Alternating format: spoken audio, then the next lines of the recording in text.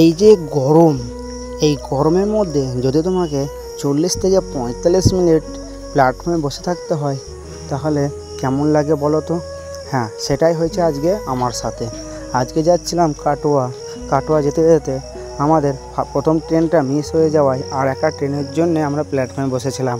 এদিকে আমাদের সামনে দিয়ে চলে গেল কাটোয়া হাওড়া লোকাল, আর আমাদের ট্রেনটা প্রায় 20 থেকে 25 মিনিট লেট। তাহলে বুঝতে পারছো 30 মিনিট প্লাস 25 মিনিট, মোটামুটি 1 ঘন্টার কাছে আমরা প্ল্যাটফর্মে বসেছিলাম।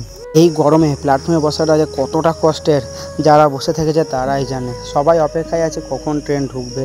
দেখতেই পাচ্ছ সামনে সিগন্যাল হয়ে গিয়েছে, এদিকে ট্রেনের কোনো দেখা নেই।